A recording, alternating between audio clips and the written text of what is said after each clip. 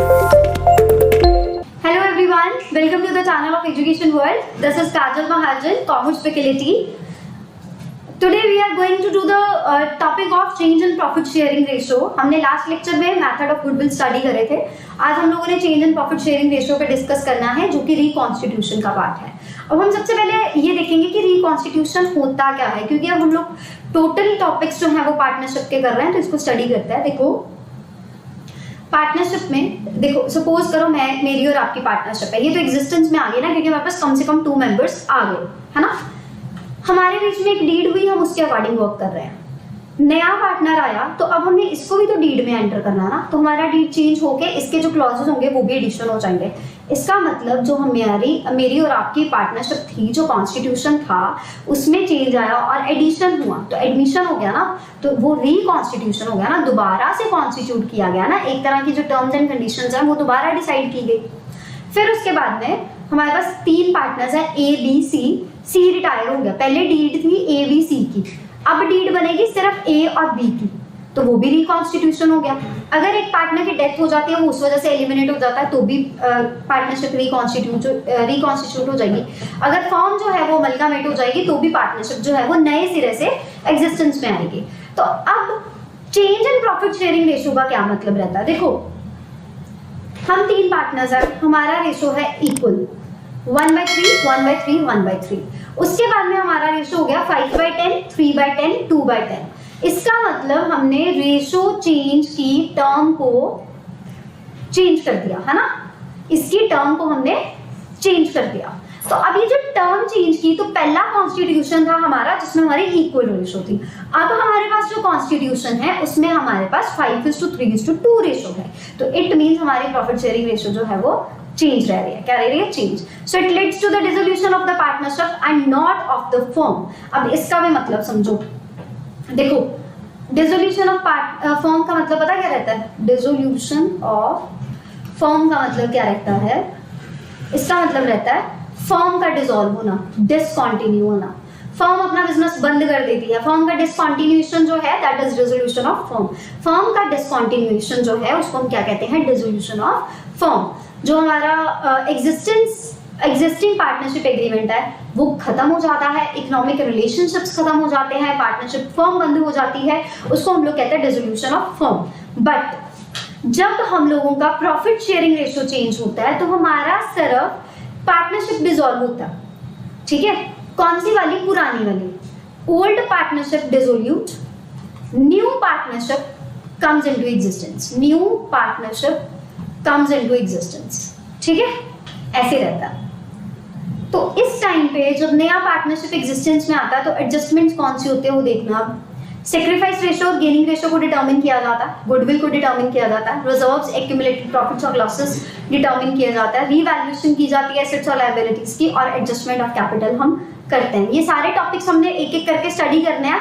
आज जो हम इस लेक्चर में टॉपिक करेंगे वो होगा सेक्रीफाइसिंग रेशियो का और गेनिंग रेशियो का.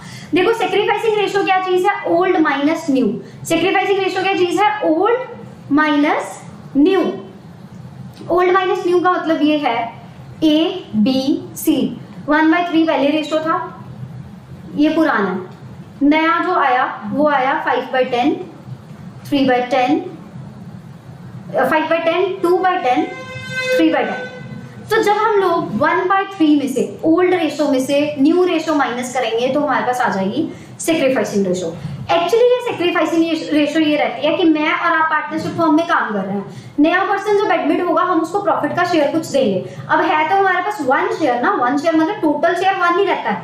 एक ही चीज है जिसको हमने आपस में बांटना है, और वो एक चीज है प्रॉफिट्स.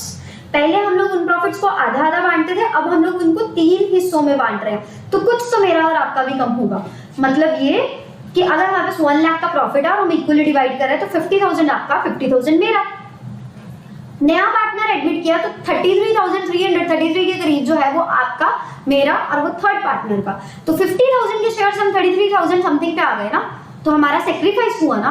तो ये जो नए पार्टनर के एडमिट होने पे जो शेयर हमको फॉरगोन करना पड़ता है, छोड़ना पड़ता है, that is sacrificing ratio. But अब हम 3 पार्टनर्स है ए बी सी, तीनों का इक्वल शेयर है. 40,000 रुपया हम तीनों का हिस्सा है, क्योंकि हमारे पास 1,20,000 के प्रॉफिट है. ठीक है, अब बात ये है कि बी पार्टनर रिटायर हो गया, बचे मैं और आप। अब 1,20,000 को अगर हम लोग इक्वली डिवाइड करेंगे तो वो 60-60 बनेगा। कितना बनेगा? 60,000 आपका, 60,000 मेरा। तो इसमें क्या चीज रहेगी कि हमने जाते हुए पार्टनर का, रिटायरिंग पार्टनर का शेयर हम लोगों ने गेन करा, रिटायरिंग पार्टनर का शेयर हम लोगों ने गेन करा, राइट। सो गेन कैसे निकलता है? New minus old.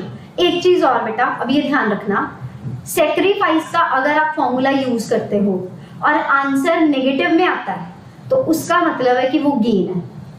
Gaining ratio का फॉर्मूला अगर आप यूज करते हो और आंसर नेगेटिव में आता है तो इसका मतलब वो सेक्रीफाइसिंग है। दोनों में से कौन सा फॉर्मूला लगाना है ये आप पे डिपेंड करता है, change in profit sharing ratio में या क्वेश्चन जो मेंशन किया गया होगा। एडमिशन में सेक्रीफाइसिंग का लगेगा, रिटायरिंग में गेनिंग का लगेगा। अब मैंने सारे क्वेश्चंस ऐड किए हैं ताकि उससे हमें ज्यादा क्लियर हो जाए। सेक्रीफाइसिंग रेशियो का फॉर्मूला क्या रहता है? Old minus new. क्या फॉर्मूला रहता है? Old minus new. Gaining ratio का फॉर्मूला हमारे पास क्या रहता है? New minus old, new minus old. अब यहां से न्यूमेरिकल की शुरुआत करते हैं क्योंकि ये एमसीक्यूज में बहुत बार पूछा जाता है। A B were partners in a firm sharing profit and losses equally. A और बी पार्टनर है, ओल्ड रेशियो इन्होंने हमें कह दी 1/2, 1/2।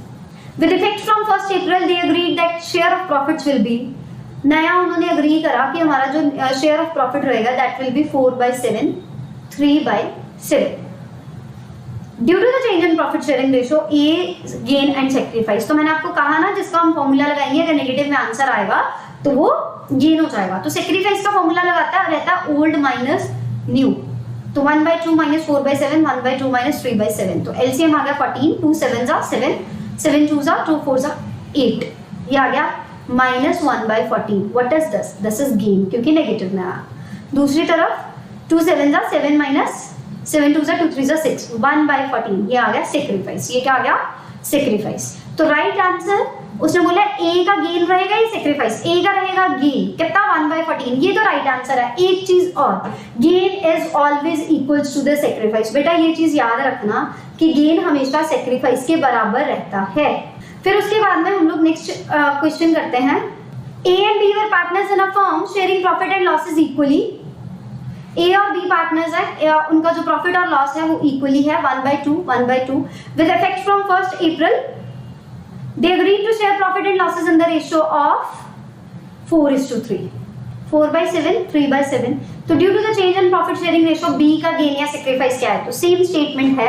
हम लोगों ने पिछले में कैलकुलेट करा कि जो सेक्रीफाइस है दैट इज 1/14 है ना। हमने यहाँ पे बी का सेक्रीफाइस आया था, ए का गेन आया था। तो right answer is 1/14। A and B were partners sharing profit and losses in the ratio of 3:5। ठीक है, इसका जो रेशियो है ए और बी का वो क्या है? 3/8, 5/8। This is old ratio. With effect from 1st April, they agreed to share the profit and losses in the ratio of equal. ठीक है, ये equal ratio है new 1/2, 1/2. Due to the change in profit sharing ratio, A is gain and sacrifice. A का gain या sacrifice क्या रहेगा? तो sacrifice का फॉर्मूला लगा के देखते हैं, old minus new करके देखते हैं। 3/8 minus 1/2, 5/8 minus 1/2. LCM will be 8, 3 2 4 जा minus 1/8, 5 minus 4 1/8। तो ये रहेगा गेन, ये रहेगा सेक्रीफाइस। तो बी का रहा सेक्रीफाइस, बी ने सेक्रीफाइस किया 1/8 का। तो right answer is option D. Next is A and B were partners in a firm sharing profit and losses in the ratio of 2:1। A का जो है वो 2/3 है, बी का जो है वो 1/3 है। अब ये 3 कैसे बन रहा है? 2 और 1 3। With effect from 1st January they agreed to share profit and losses equally। ये कहता है 1/2, ये भी कहता है 1/2। ठीक है, ये न्यू है और ये ओल्ड है। So individual gain and sacrifice तो ऐसे ही करते हैं, ओल्ड माइनस न्यू है ना। 2/3 माइनस 1/2, 3 2 जा 2 2 जा 4, 2 3 जा 3 1 जा 3, 1/6। दूसरी तरफ से 1/3 माइनस 1/2, 6 3 2 जा 2 1 जा 2, 2 3 जा माइनस 1/6। तो ये रहा सेक्रीफाइस और ये रहा गेन। ओल्ड माइनस न्यू लगाना, ये रहा सेक्रीफाइस क्योंकि ये पॉजिटिव है, ये रहा gain.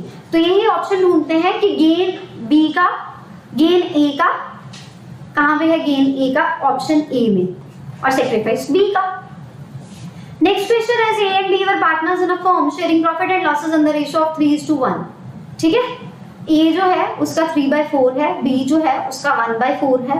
With effect from Jan 1, they agreed to share profit and losses in the ratio of 2/3, 1/3. Due to the change in profit sharing ratio, B's gain or sacrifice will be. Gain और sacrifice हम लोगों ने calculate करना। Again आप पहले इसको खुद solve करो, मैं भी यहाँ पे सॉल्व करती हूँ, फिर देखते हैं कि आपका आंसर सही आता है या किस तरह से। 3/4 minus 2/3, 1/4 minus 1/3.